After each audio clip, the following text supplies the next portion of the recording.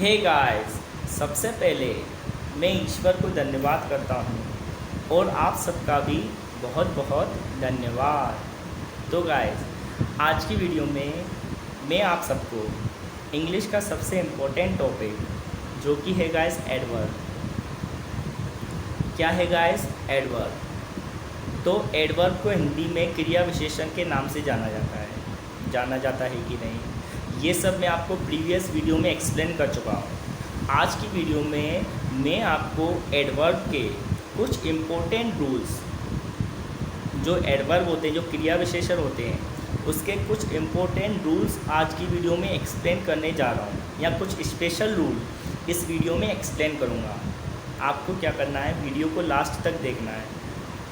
और मैं आपको गारंटी देता हूँ, यदि आप वीडियो को लास्ट तक देखते हो तो एडवर्ब को लेके आपके माइंड में जो भी कन्फ्यूज़न है, जो भी डाउट हैं, सब क्लियर हो जाएंगे।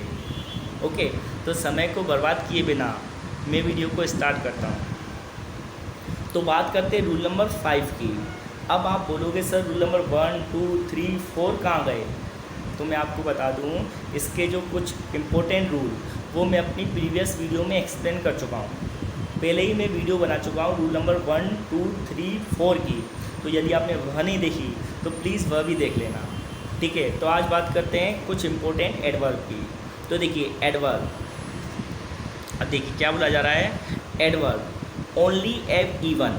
अब आपको याद रखना है ओनली और इवन क्या है। पहले तो आपको याद रखना है दोनों एडवर्ब हैं। जब भी आपको सेंटेंस में ओनली या इवन दिख जाए तो ये क्या होते हैं, एडवर्ब। आपको याद रखना है, ठीक है। तो देखिए ओनली एव इवन को हमेशा उस वर्ड से पहले, इस स्टेटमेंट को समझना गाइस, उस वर्ड, उस शब्द से पहले लगाना चाहिए जिसके लिए इनका प्रयोग किया जाता है। आपको याद रखना है, जब भी एडवर्ब ओनली या इवन आप किसी सेंटेंस में यूज़ करो तो आपको याद रखना है जिस शब्द के बारे में आप फोर्स दे के बताना चाहते हो, जिस शब्द को आप फोर्सफुली, ठीक है ना, एक्सप्लेन करना चाहते हो, उससे पहले ही आएंगे। देखो कैसे, मैं आपको एक एग्जाम्पल के थ्रू बताता हूँ तो आपको बेटर अंडरस्टैंडिंग होगी। देखिए एक एग्जाम्पल देखते हैं। I can not right even correct Hindi. अब यहाँ पे याद रखना गाइस, इवन क्या है, अपना एडवर्ब है। क्या है गाइस, एडवर्ब। तो इसमें क्या बोला जा रहा है, I can not right even correct Hindi. तो मैं क्या नहीं लिख सकता हूँ, मैं करेक्ट हिंदी भी नहीं लिख सकता। तो देखो फोकस किस पे किया गया, करेक्ट हिंदी पे फोकस किया गया है। तो आपको याद रखना है जो इवन है या ओनली है, दोनों एडवर्ब है। इवन और ओनली का यूज़ क्या है आपको याद रखना है, जब ये कब आते हैं, उस शब्द से पहले। इन दोनों का यूज़ कब करते हैं, उस शब्द से पहले करते हैं जिस पर अपन फोकस करते हैं, सबसे ज़्यादा ध्यान दिया जाना है। तो इसमें बोला जा रहा है I can not right even correct Hindi, मैं करेक्ट हिंदी भी नहीं लिख सकता हूँ। ओके, देखो नेक्स्ट एग्जाम्पल के थ्रू और बेटर अंडरस्टैंडिंग होगी। He has only one car, ठीक है। अब देखो उसके पास क्या है, he has only one car, तो उसके पास क्या है, कार है। अब केवल एक, उसके पास केवल क्या है, देखो he has only one car, तो उसके पास है केवल एक कार, क्योंकि फोकस किस पे किया गया है, ओनली कार पे किया गया कि नहीं, मतलब वन कार पे फोकस किया गया है। तो उसके पास केवल एक कार है, उसके पास केवल एक कार है, ठीक है ना। इट मीन्स उसके पास कुछ भी नहीं है, केवल क्या, उसके पास एक कार है, ये बताया जा रहा है। अब देखना ओनली ही, अब देखो ओनली जो एडवर्ब है ये कहाँ पे आ गया, स्टार्टिंग में आ गया। अब ओनली एडवर्ब स्टार्टिंग में आ गया, अपना आ गया। अब इसमें क्या बोला जा रहा है, only he has a car. इन दोनों में डिफरेंस समझना, मैं आपको बताना चाह रहा हूँ गाइस, इस वाले सेंटेंस और इस वाले सेंटेंस में आपको डिफरेंस समझना है। ऊपर वाला है ना, he has only one car, तो उसके पास केवल एक कार है। और जो नीचे वाला है ना, ओनली ही हैज़ कार, तो केवल उसके पास ही कार है। देखो एक बंदा है, उसके पास केवल एक कार है। ऊपर में क्या बोला जा रहा है, एक व्यक्ति है, उसके पास केवल एक कार है। और जो दूसरा सेंटेंस है उसमें क्या बोले हैं, only he has a car, मतलब जैसे 10 बंदे हैं जैसे 10, 5 और 5 10 बंदे हैं। अब 10 बंदों में से केवल एक वह बंदा है जिसके पास क्या है, कार है, क्योंकि इसमें क्या बोला जा रहा है, ओनली ही, तो ही मीन्स वह, तो केवल वह कार रखता है। समझ में आ रहा है गाइस? तो ओनली और इवन ऐसे एडवर्ब हैं, आपको याद रखना है, ओनली और इवन ऐसे एडवर्ब हैं जो उस शब्द से पहले आते हैं जिसके बारे में वो फोर्सफुली या कंसंट्रेशन के साथ बताते हैं। देखिए एक और example, he can not do even this work, तो इवन क्या है इसमें, एक एडवर्ब है कि नहीं गाइस, एडवर्ब है इवन, तो he can not do even this work, it means वह यह भी काम नहीं कर सकता, वह यह भी काम नहीं कर सकता। जैसे किसी से पूछा गया कि भैया क्या वह यह काम कर सकता है, जैसे 10 काम है तो 10 में से भैया यह वह भी काम, यह मतलब वह यह भी काम नहीं कर सकता, मतलब कुछ नहीं कर सकता। समझ में आ रही है गाइस? तो फोकस किस पे किया गया है, दिस वर्क, तो वह यह भी काम नहीं कर सकता। तो मैं आपको ये बताना चाह रहा था, जब भी सेंटेंस में आप ओनली या इवन का यूज़ करोगे तो आपको उस शब्द से पहले रखना है जिस शब्द के बारे में आप मोस्ट इम्पोर्टेंटली बताना चाह रहे हो, मतलब जिस शब्द को आप बताना चाह रहे हो उस शब्द के पहले आपको रखना है। ठीक है, नेक्स्ट है रूल नंबर 6। अब देखिए रूल नंबर 6 क्या बोल रहा है, ऑर्डर ऑफ एडवर्ब, बहुत इंपॉर्टेंट चीज़ है ये। ऑर्डर ऑफ एडवर्ब का मीन्स क्या होता है, प्लेसमेंट ऑफ एडवर्ब, मतलब एक सेंटेंस में एक से ज़्यादा एडवर्ब आने पर उनको कैसे रखेंगे। अब आपको मैं क्या बताने जा रहा हूँ, सबसे इम्पोर्टेंट रूल बताने जा रहा हूँ एडवर्ब का। अगर एक वाक्य में 1, 2, 3, 4 एडवर्ब आ गए तो उनका प्लेसमेंट क्या है। तो देखिए ऑर्डर ऑफ एडवर्ब, यदि एक वाक्य में कई तरह के एडवर्ब का प्रयोग हुआ हो, यदि एक वाक्य में कई तरह के एडवर्ब का प्रयोग हुआ हो तो सबसे पहले एडवर्ब ऑफ मैनर क्या रखते हैं, एडवर्ब ऑफ मैनर, फिर क्या रखते हैं, एडवर्ब ऑफ प्लेस। ये मैं आपको सब समझा चुका हूँ, मैंने आपको ट्रिक बताई थी, एमपी टाइम एनडीए, आपको याद रखना है। देखो एडवर्ब बेसिकली कितने प्रकार के होते हैं, 6 टाइप्स के। कितने टाइप्स के होते हैं, एमपी टाइम एनडीए। तो एम से देखो फर्स्ट वन क्या है, एम, मैंने बोला एम, तो एडवर्ब ऑफ मैनर। पी का मीन्स क्या होता है, एडवर्ब ऑफ प्लेस।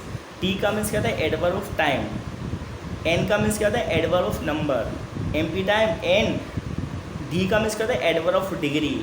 और ए का मीन्स क्या होता है, एडवर्ब ऑफ अफर्मेशन और नेगेशन।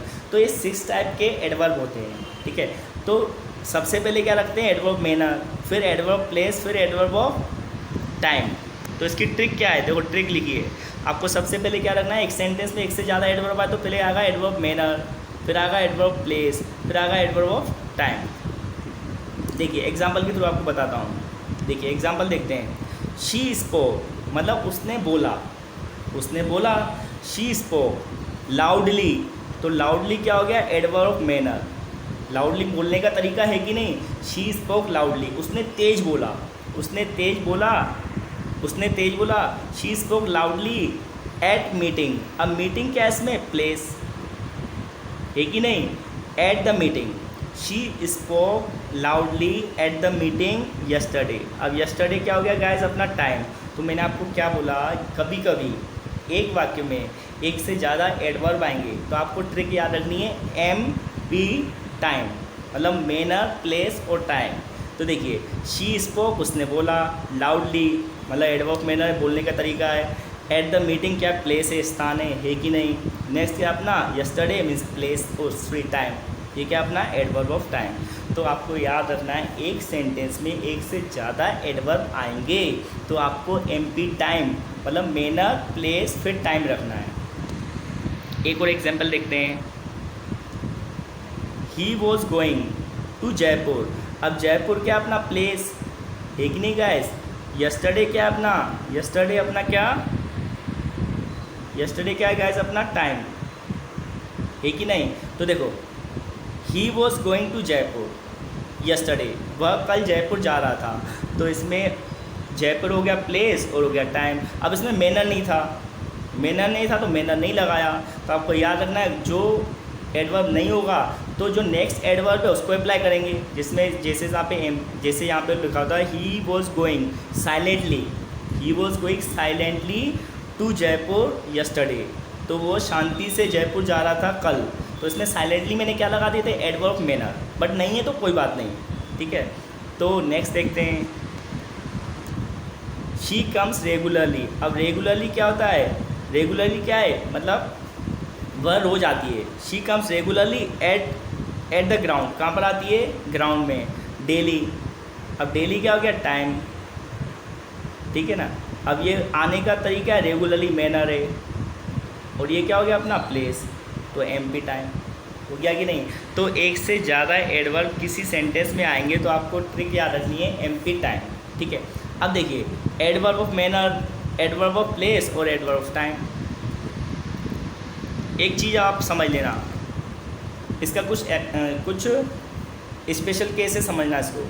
यदि वाक्य में एडवर्ब ऑफ टाइम का प्रयोग हो तो सबसे पहले सबसे छोटा टाइम, फिर उससे बड़ा टाइम, फिर उससे बड़े टाइम को रखा जाता है। अब ये बोला जा रहा है, यदि एक सेंटेंस में एक से ज़्यादा टाइम आ जाए, सभी एडवर्ब ऑफ टाइम है, वाक्य में सभी एडवर्ब ऑफ टाइम है, तो आप कैसे रखोगे, याद रखना है। मतलब सबसे पहले सबसे छोटा टाइम, मतलब जो स्मॉल यूनिट है, टाइम की सबसे स्मॉल यूनिट, उसके बाद उससे बड़ी, उसके बाद आपको रखना है, मतलब स्मॉल से स्टार्ट करना है, फिर बिग की ओर जाना है। Small small, second small, then third small, then big, ठीक है। देखिए कैसे, देखो, ही केम हेयर, वह यहाँ पे आया कितने बजे, एट 7 o'clock। तो 7 o'clock एक क्या है, टाइमिंग है कि नहीं। He came at 7 o'clock in the morning, morning भी क्या टाइम है, तो ये भी एडवर्ब टाइम है, ये भी एडवर्ब टाइम है, और मंडे भी क्या है, एडवर्ब टाइम है कि नहीं। अब आप बोलो सर इसमें तो 3 एडवर्ब टाइम आ गए, कोई बात नहीं।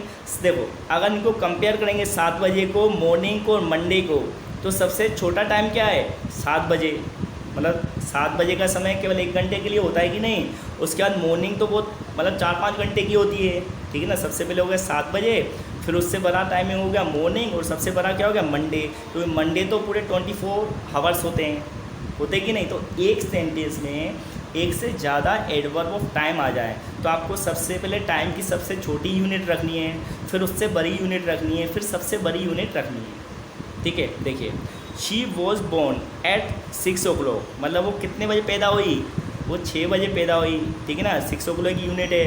फिर क्या होगी, इन द इवनिंग, मतलब इवनिंग भी टाइमिंग है, ये भी एडवर्ब ऑफ टाइम है, ये भी एडवर्ब ऑफ टाइम है, और ये भी क्या अपना संडे एडवर्ब ऑफ टाइम है। अब देखो, अब ये भी क्या है, 1987, ये भी एडवर्ब ऑफ टाइम है। तो 4 टाइमिंग आ गई तो कोई दिक्कत नहीं।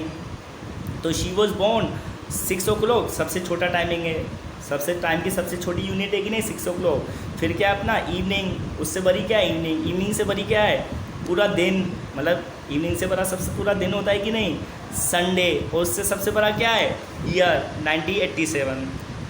आई होप आपको समझ में आ रहा होगा, ठीक है।